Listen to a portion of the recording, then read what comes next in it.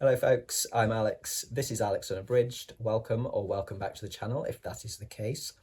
Yes, time for a reading ramble. I haven't done one of these in a while, I think a couple of months in fact. So a little bit to catch you up on. I've got my recent reads, of which there are not that many. I've been quite slow reading recently for reasons, which I will get to later in the video. And I've got a little haul for you. And then, yeah, as I say, I've got some life updates, some rather significant life updates to share with you today. So let's jump straight into the wrap-up section. So if you're just here for the book talk, you can listen to that and then feel free to go. But yeah, I'll put all the life updates and that kind of thing on the end of the video. So yes, I was away on holiday in September up in Scotland, and so I got a little bit read whilst I was away. I always go away thinking, oh, I'll have time to read loads of stuff. Never do, because I'm always knackered from hiking or just chilling out and spending time with my missus and the dog and all that kind of stuff, and I end up not reading half the stuff that I've taken with me. And this time was no different. Although I did get through some stuff, but it was relatively easy stuff or shorter stuff. So first up was Faith and Vengeance. This is an audio drama collection of 8 sort of short audio dramas. It's Warhammer 40,000, so it's the science fiction, science fantasy side of Warhammer. And this is all about, as the title would suggest, Faith and Vengeance. All centres around factions that are the more, let's say, religiously zealous factions in it. So it's like the Imperial Inquisition, the Witchfinders, those out to get the heretics, that kind of thing. It's the Adeptus Sororitas, who are the Sisters of Battle, which are basically nuns with guns. They're great. The Grey Knights and the Death Watch and the Ecclesiarchy, which are a big part of the kind of the mechanism of rule. And yeah, all of these stories were kind of about, rooting out heretics or battling the forces of chaos or undercovering conspiracies, all that kind of stuff. This was mostly good. I mainly bought it for the first drama in it, which is Our Martyred Lady by Gav Thorpe, which features Catherine Tate and Emma Gregory. That was definitely the best in the collection. I really enjoyed that. Catherine Tate was spot on as Inquisitor Greyfax. Just the right amount of like sharp humour, snark. She got that right, but also she managed to get the kind of the sort of dominant personality really across with Greyfax. And then Emma Gregory was great as Celestine the Living Saint as well. There's kind of really this overemphasized sense of like pathos, and kind of it's very tongue-in-cheek, and it works because of that. It was exciting, and there's some great speeches, and there was also a lot of humor and just good action and stuff like that. Yeah, really enjoyed that one. The others were a little bit hit and miss. I really liked, there's 2 David Annandale stories in there. Those 2 I liked a lot, and I've got more from David Annandale on the Warhammer side of things, and actually something not Warhammer as well, which I haven't read yet, so I'm looking forward to those because I really enjoyed his stuff. And Broken Saints by Alec Worley. The story was okay in this. It was decent, but the audio performances were hilariously trashy, and I loved it. Sound effects were just so over the top. The acting, to be fair, was pretty over the top at times, but it just made it so much fun to listen to. And that was about kind of the Adeptus Sororitas. And so yeah, it was silly. It was silly, but it was very good fun. I kind of wished I'd listened to that during Garb August, because would have been perfect Garb August listening. But yeah, there were a couple in there that I was just like, oh, this is actually a bit dull. But it's like short story collections, anthologies, anything like that. There's going to be some that you don't like and some that you do. So yeah, overall, good time. Really easy listening for whilst I was away. I also read some short stories whilst I was away on holiday. Couple that came from my good buddy Troy. The first one is Dancing Ducks and Talking Anus. Yes, that's the title. By James Ferry. This is one of Troy's favourite, if not his favourite short story, I believe, of all time. And so, yeah, I've had it for a while on my iPad, and I've only just got to it in the last couple of months. Sorry, Troy. But I have at least read it now. It is absolutely beautifully written, and it's a really, really interesting story. It's brutal in places. It's like quite bleak, I think, at times, but there is hope there. It opens with the description of a pretty extreme and horrific act of self-mutilation committed by a friend of our kind of main character, sort of narrator character, by a woman whose partner is a friend of this narrator. So there's your kind of like triangle essentially. And the partner is struggling, I think, with the effects of having served in Vietnam. So this is post-Vietnam War. And yeah, it's got there's a lot packed into this short story. There's a hell of a lot packed into it. There's a lot of Native American folk lore that kind of comes into it because the main character is Native American as well. So there's a bit of an exploration of that kind of heritage as well. As much as I can appreciate the writing quality in this, I think it's one where I'm going to have to read it several more times to like fully comprehend, what it's all about essentially, and kind of like kind of get my teeth into the sort of different elements that come into it. As I say, there's a lot packed in to this short story. And I don't mind doing that because it's absolutely worth it. And as I say, the prose is enough, to make me want to go back in. So that's the first one. I did very much enjoy that, even though it's quite a difficult read in places. As I say, there's some horrific stuff in there. The other one though that Troy sent over, which was a recent find of his as well, which he sent saying, I think this one has to be up there on his list with Dancing Ducks. Is Orphans by Brad Felver. Now this is an outstanding short story. This is some of the most beautiful writing I've read in a long time. And it was very easy to connect with as well. It follows an old guy, Gus, who is a carpenter, a woodworker, makes beautifully, like, exquisite furniture on his farm. Somewhere he's been doing this for years, and he takes on an apprentice. He occasionally gets sent apprentices from the high school, kids that might be a bit wild. And they're never stuck around, but like he gets sent this new lad, Macon, and Macon falls in love with the woodwork, and is really good at it. And it's about the relationship essentially that develops between Macon and Gus, this kind of father-son relationship.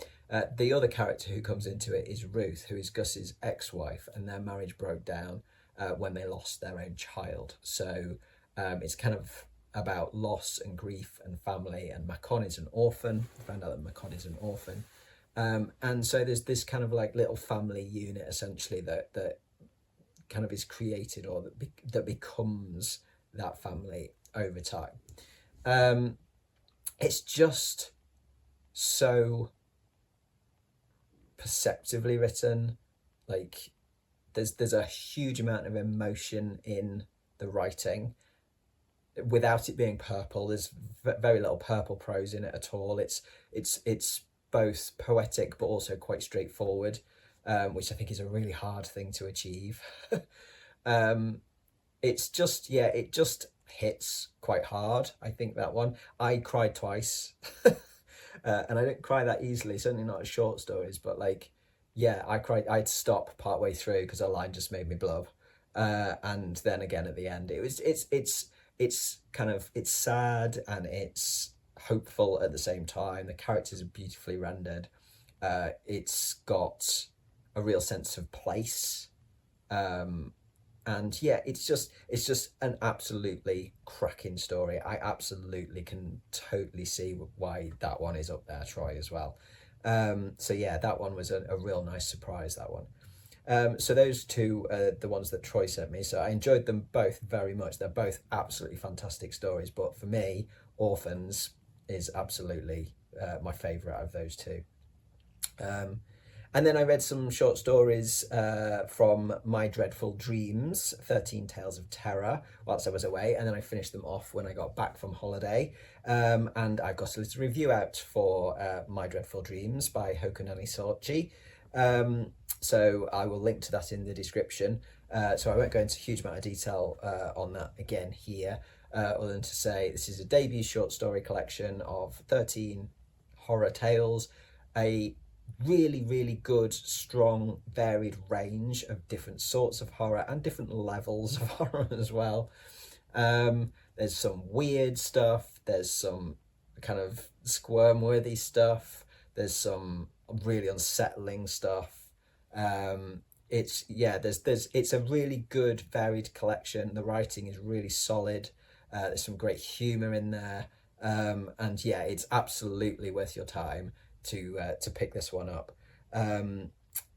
So yeah, I would say I will leave the link in the description to my review of that if you want to check that out. But yeah, that was great. I had a lot of fun with that collection. And whilst we're on Hokunani Sorci and her work, I also read, and this was for work, as much as it was a pleasure to read it, The Haven Horror, which is not out yet, but is out on the 1st of December this year. This is Hoku's debut novel. And yeah, this is a kind of small town weirdness, sort of slightly cosmic folk, sort of religious horror. Again, great humour, great creepiness, slow burn, but with a great payoff, and some great gross action stuff towards the culmination of the book. Really kind of creepy mystery stuff. Yeah, I read that because I've been doing the typesetting and interior design for Hoku on that one, and so yeah, and really enjoyed it. It's great. So yeah, so 1st of December for that one. What else then? Yes, I finally finished The Stand. I started that in April this year. Yeah, this is part of my Stephen King project, where I'm reading Stephen King's works, like all of his novels, in chronological order. So I'm not that far into it yet, but The Stand obviously is number 4 on that list. I did read the complete and uncut version, which was actually published in the 90s, but I'm only going to read it once in the list. I'm not doing 2 readings. So I thought I'll pick that one. That's the one I own on audio and stuff. And yeah, I started that back in April, end of April, beginning of May. And I still really like it. I still love it. It's a great book, but it took a long time for me to get through this. It felt a lot longer, and sections of it felt like much more, not a trudge, but they just took a bit more out of me, I think, to get through them. The first time I read it or listened to it, I ripped through it. It didn't feel like it's 46 hours or whatever it is at all on audio. This time, yeah, it did. That's why it's taken me so long. And I had a big gap actually over the summer where I just didn't really want to read it. So I kind of let it be for quite a while and just maybe listen to like half an hour here, half an hour there. It was a reread, so it didn't matter. I already know it, you know.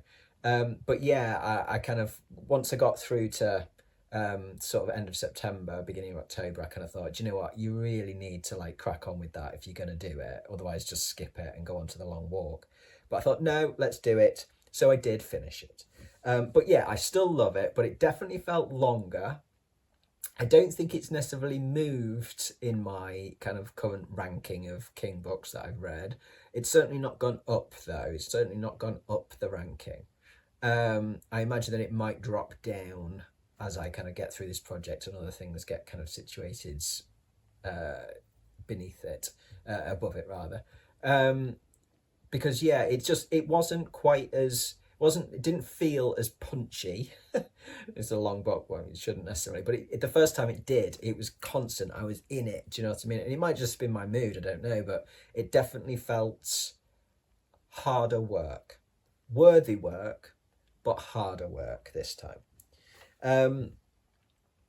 Okay, and then finally, the last book that I read this month was Malleus by Dan Abnett, which is the Eisenhorn series, book 2. The first one that I read was Xenos, which was back earlier this year, I think. This is Warhammer 40,000 again. It's the Inquisition again. This is about Inquisitor Eisenhorn, Gregor Eisenhorn. I really enjoyed the first one a lot. This one I still really enjoyed, but it was not as good. The pacing was off a little bit for me, I think. The first half, I didn't get into it quite as quickly. There were some sections where I was just like less engaged with it. But then it ramped up. It really ramped up big time, and I was like, oh, okay, well, here we go. And then I was into it, and then I was like, yeah, chomping away at it. So again, could have just been my mood, but it just felt it wasn't quite as pacey or well paced as the first one. And I think there was less, there's a lot of information in this about the world that is not spelt out for you, and I like that about Dan Abnett. He doesn't info dump necessarily. He kind of tells you about, or he mentions things and you go, what the hell's that? And then he'll work it in what it is into the narrative in a more organic way. But I think there was less stuff that was properly expanded upon, and for someone who is okay with elements of the Warhammer 40,000 lore, but not an expert by any means, this was a little bit more. I had to kind of stop and kind of go and just check things quite a bit more. I had to do that a little bit with the first one, but nowhere near as much. It felt a little bit more beginner friendly or intermediate friendly, whereas this one felt a bit more, there was a lot more. I was like, what's that? What's what you're saying that? What's the relationship between that? Hang on a minute, where'd they come from and who's this? And it's like, yeah, it was a bit more like that. So I don't mind, because I'm quite happy to go and like look at more lore. It's part of the reason why I read these books. I like the Warhammer lore. I like learning about the Warhammer world and the world building. But yeah, it just meant that it stilts your progress a little bit when you do have to go and look things up. But still very, very enjoyable. I am looking for, and it left it on a really good point as well. It's kind of, not a cliffhanger, but there's definitely, there's more to come. And so the next book, Hereticus, book 3, I will get onto, probably not until the new year now, but yeah, I'm looking forward to continuing on the story, because the characters in it are great. I really love the characters in it. And the narration by Toby Longworth is spot on. He is brilliant. So that's everything that I got through for the last couple of months. So not a huge amount, but then actually I have got through more because I've been reading for work. But I'm not reading anything necessarily that you'll want to hear about. Things like marketing and editing your proofreading business. Excellent book, excellent advice, and really helpful for me setting up my own editorial business. But I'm not going to go into detail about stuff like that on the channel because I don't want you to all fall asleep. The other thing that I have been reading a lot of are the submissions for Fun in the Dark for the anthology, first in the anthology series that I'm publishing next year. So transformations is the first theme for this. I will link in the description to the video announcement in case you haven't come across this yet, and in case you fancy submitting a story of your own. But yes, I've had quite a few submissions in already, and we've still got 2 months left to go. So I thought I'd better get started on reading them, otherwise I'm never going to get through them all in January. And that's been great fun. But yes, that is my reading for the last couple of months. I am currently reading another book of short stories. This one is The Vermilion Carnival and Other Horrors by Ardell Walker, who is one of our Trash Tales authors, who wrote The Covenant of the Furnace Keepers. I was kindly sent a copy of this, which was very lovely, of Ardell Walker. And so, yes, I'm reading that. And this is part of a series that I'm doing on the channel, which is reading some other published works from the Trash Tales authors. And I will do little reviews of them. So I've got quite a few lined up now. So yes, but the next one is The Vermilion Carnival. So I'm partway through that. Very good so far. And today I am going to be starting King Sorrow by Joe Hill. I was going to hold off on this till Christmas, but I can't any longer. So yes, I'm starting King Sorrow. So that might take me a while because it's a jonker. It's audio mined, so it'll be a bit easier, but yeah, it's about 26 hours, I think. So that is everything on my reading plate, essentially, for the moment. So a haul, yes, I went on holiday, so of course I went to the bookshops in Scotland, and I bought some stuff. So what did I buy? I went to a couple of different bookshops, actually. First one is a charity bookshop, community charity bookshop in Kingussy, which is a town near where we stay, not far from Aviemore. Yeah, that's a great little shop. I went there last year and bought up a load of stuff. And this year, my general rule for buying stuff was anthologies only. I'm trying to avoid buying more novels at the moment, physical stuff particularly. And so I went in and I looked. They had a good anthology section last time I went in, so I went straight over there. And they did have some cool anthologies. So I picked up a few bits. I picked up a couple by the same editor. So Timepieces, 8 Tales of Speculation and Imagination. With a couple of names in there that I know, Stephen Baxter and Liz Williams. So yes, edited by Ian Waits, whose name I don't particularly know. But signed copy, so that'll be interesting. Just, don't know what they're about other than speculation and imagination. And then the second one is Dislocations, again, from Ian Waits. And yeah, I don't think there's anybody in there that I necessarily know the name of. But this one says 9 tales of people outside their comfort zone, removed from their normal environment. Each author has provided their own unique interpretation of this central theme. Not only physical, but also mental and emotional dislocations are brought to life in this richly varied collection of outstanding fiction. So yes, just thought they looked interesting. Names that I don't know. So give them a go. Then I found R.L. Stine, Nightmare Hour. So this is a short story collection.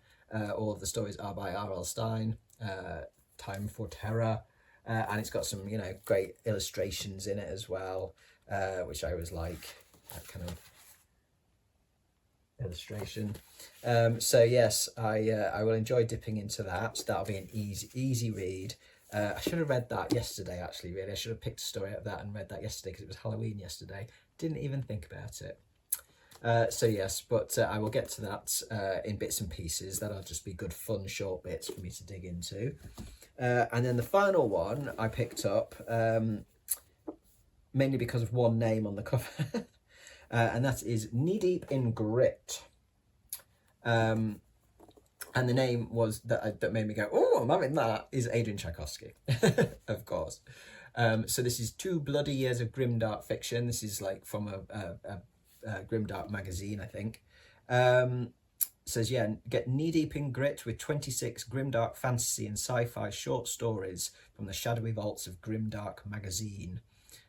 Top names in dark speculative fiction and the genre's brightest newcomers bring you stories of war, betrayal, violence and greed as anti-heroes and adversaries fight to the bittersweet end.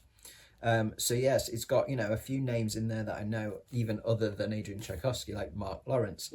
And then it's got a few names from the Warhammer writers world as well. David Annandale is one. Gav Thorpe, who I mentioned, who did Our Martyred Lady.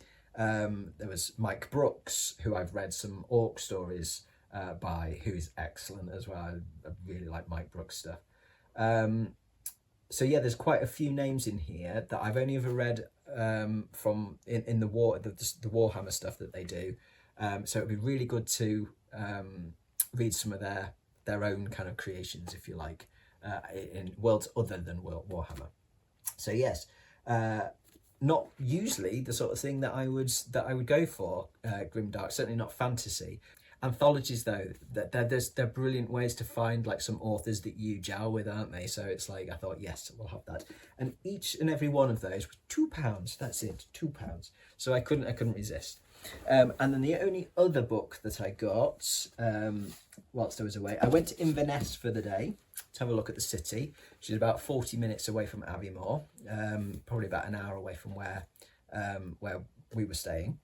And they've got an amazing bookshop up there. I filmed some footage whilst I was in there. I couldn't not. It's called Leakey's Bookshop, and it is a book lover's blessing and curse, I think, probably.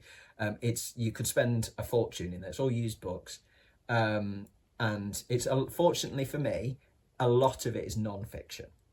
So I'm less likely to go and buy non-fiction these days. But they still have a lot of fiction in there. They had some absolutely gorgeous old, like, second-hand folio editions of things, and they were expensive, but I was sorely tempted by a couple of them, but I resisted, and I only bought one thing in there, and that is an Alan Dean Foster, Alan Dean Foster Catch-a-Lot. I've only ever read Alan Dean Foster's novelizations, like some of the Alien stuff, and I really like Alan Dean Foster's novelization stuff that I've read. But I thought, again, another one where, like, and I read some short stories as well by him, but I thought another one where I haven't really read much of your own stuff. So, and this one, I saw the cover and kind of went, oh, what's that? I like anything that's, I'm interested in anything that's, got water beasts in it. And this just sounded random, so I picked it up. So this is what it says on the back anyway. Catch-a-Lot, landless ocean planet, long ago reserved by guilt-ridden man as a refuge for the great sea creatures they had hunted to near extinction. Safe, undisturbed, they went their wise ways. Above, the scattered humans lived in floating townships and traded in the exotic underwater riches of their still mysterious adopted home. But suddenly, the balance was upset. Suddenly, the towns were being destroyed, shattered into wave-tossed debris that left no clues and no survivors. Something was moving in the depths and rising murderously to the surface. Sold. Mine.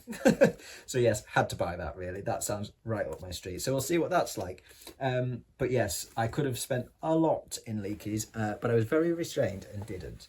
And there's a reason for that, which I will now get onto. That's all your book stuff, basically, folks. This is now into the life updates. But yeah, by the time I went to Inverness, we'd had a little bit of news at the cottage that we were staying in, that I was suddenly very aware of, like, not spending too much money. Basically, a few days into our 2-week stay, we got an email from the owners of the cottage. This is a cottage we've stayed in several times before, and we love. And we've met the owners before, who are lovely, etc. And yeah, we got a message from them, an email from them, sent out to various folks who've been back to the cottage numerous times, to say that they weren't going to be doing holiday rentals anymore, from the beginning of 2027. But they were looking for somebody to rent it long term. Now, my wife and I have been wanting to try and figure out a way to move up to Scotland for a while. I've mentioned this on the channel a few times. But we got a bit despondent because we'd hoped to be able to move up there to rent somewhere whilst we then find a place to buy. And yet when we'd looked, there's like hardly anything to rent. The rental market is almost non-existent up there. And what there is very expensive. And just too big for us. It's like huge family homes. It's either huge family homes or it's like 1-bedroom city centre flats, which are no good for us. We've got too much stuff and a dog, which just wouldn't work. So we was kind of a bit like, oh, how are we going to do this? And then this comes up, this cottage, which we love.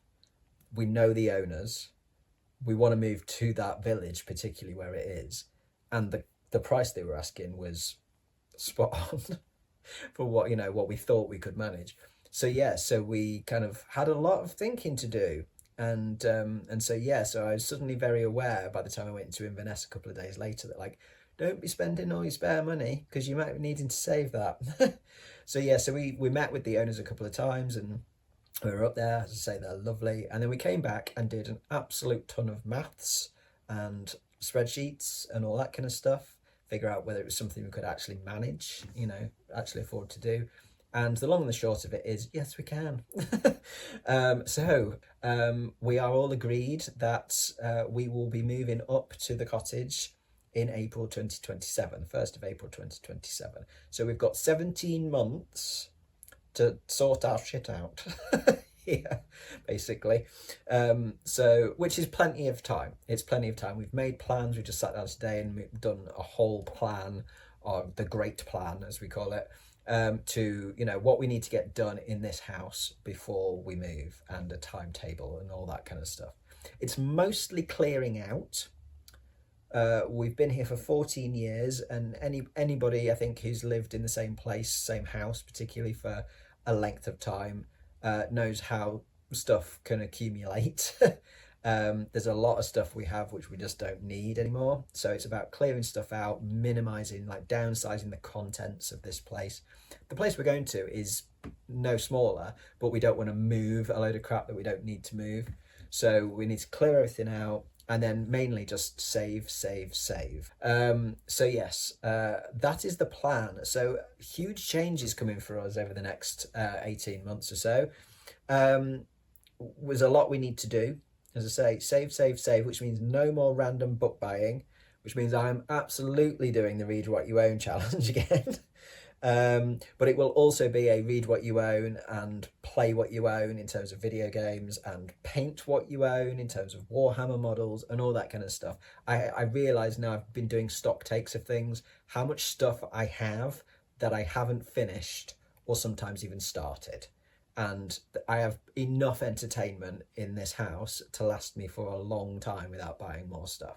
So that will be the last haul that you'll see for quite some time. I'm going to do a separate video on my plans for Read What You Own, because I've come up with a plan of how I manage it and all that kind of stuff. So I'll do that separately and drop that like probably Tuesday or something, the day before Read What You Own starts. So yeah, but that's the big news, folks. It will affect the channel just in terms of there'll be times when I'm super duper busy with stuff coming up over the next 18 months. And, you know, fitting in BookTube will just have to go on the back burner a little bit. So, but then it's not like I'm still doing weekly videos at the moment. So you probably won't notice any difference, to be honest. But I am not going away anywhere until we actually move, and then I'll probably have a hiatus for a couple of months. But yeah, my booktubing is going to be very kind of whenever whenever I can do it, basically. But I will still be doing stuff, and I'll still be reading, of course, and doing like reading stuff for work stuff, and all my publishing stuff. I'll talk about that and all that kind of thing as well. So yeah, I'm not going anywhere in terms of the channel, but I am going somewhere in terms of we're moving quite far.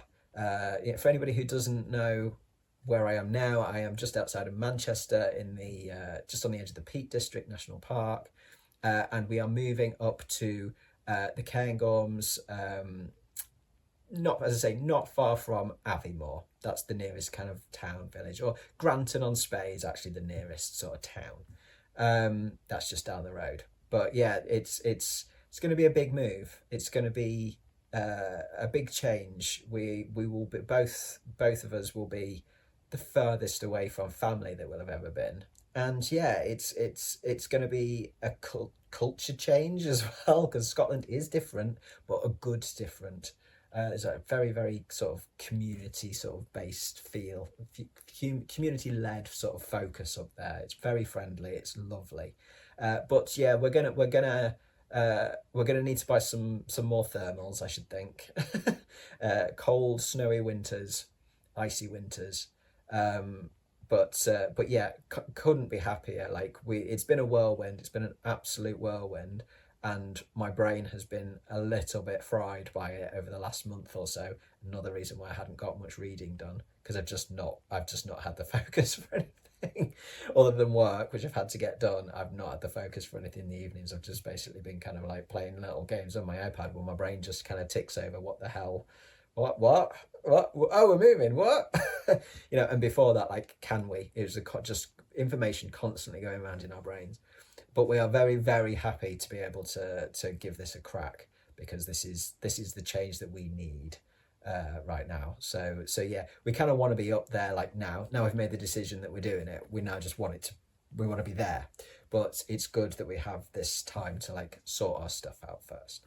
So I will keep you apprised of anything like that that's, you know, as things move on and stuff in my rambles and all that kind of thing. But yeah, it also means that I really need to crack on with writing my short story collection, because that whole collection is set where I live now, in the Peak District. And I want to get that out before I go. I think that's a perfect way to say sort of so long to the area, and it's kind of my little love letter to the Peak District, albeit a bit of a creepy / slightly daft horror one.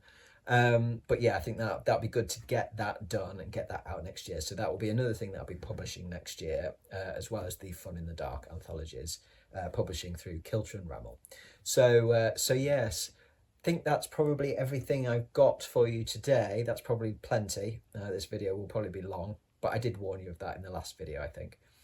It's a ramble. It's going to be long because I'm just going to talk, but I'm going to stop now. Thank you very much for watching, folks.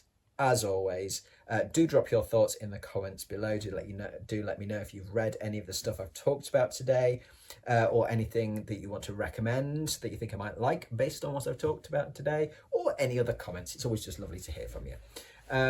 I will be back, as I say, with my Read What You Own plan in a couple of days' time.